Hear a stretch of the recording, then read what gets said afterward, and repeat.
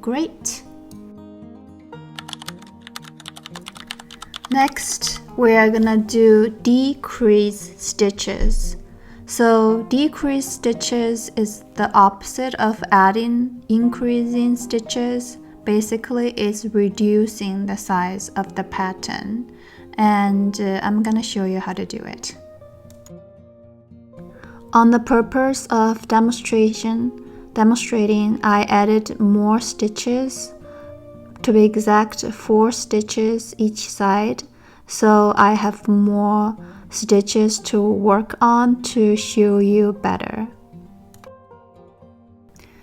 Reducing stitches is straightforward. It's very straightforward as well.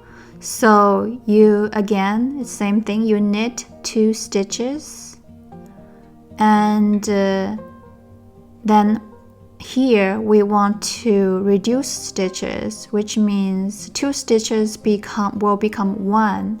The simplest method is to knit 2 stitches together. So treat these 2 stitches as 1 stitch to knit.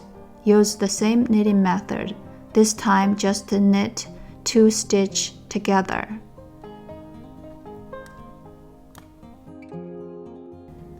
And just like that, you reduced 1 stitch. 2 become 1. Yeah, it looks a little bit hard, but actually it's not that hard. It's hard for me here is because the yarn that I choose is roving yarn. It's very bulky, and so if you use other yarns, it won't be as difficult. Next, you just keep knitting as usual until you get to the other side. To the other side, we are gonna reduce the stitch from the 4th stitch. So when you hit the 4th stitch, we're gonna reduce another stitch. Now we are at the 4th stitch from the edge. What we're gonna do is we're gonna knit these 2 stitches together. It's the same thing. So we are keeping things simple here. We do the same reducing stitches method, because there are a lot of different methods to reduce stitches, but since this is beginner tutorial, so we just stick with one method, just the knit 2 as 1. And now we've successfully reduced another stitch and keep knitting. So next, I'm gonna just repeat the process several times. I'm gonna reduce 1 stitch on each side every 4 rows, and I'll show you the result. Okay, here we go. I reduced stitches, 3 stitches on each side every 4 rows, and now you can see that the pattern is decreasing and form a shape.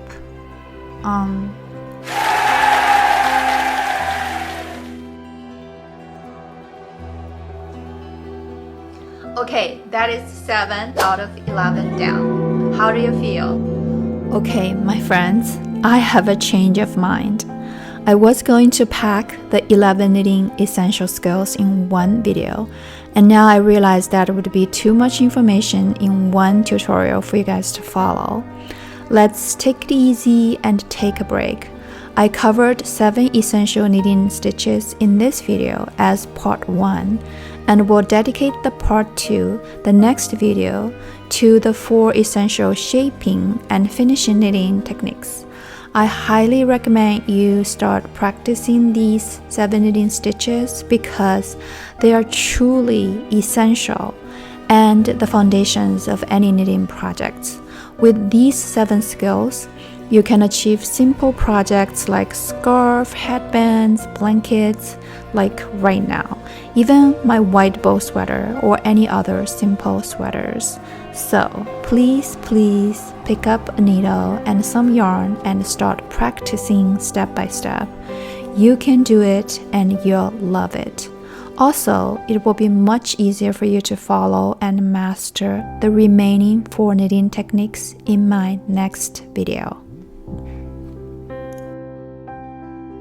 found it helpful or inspirational, please let me know your questions and comments down below. I'd really love to hear from you.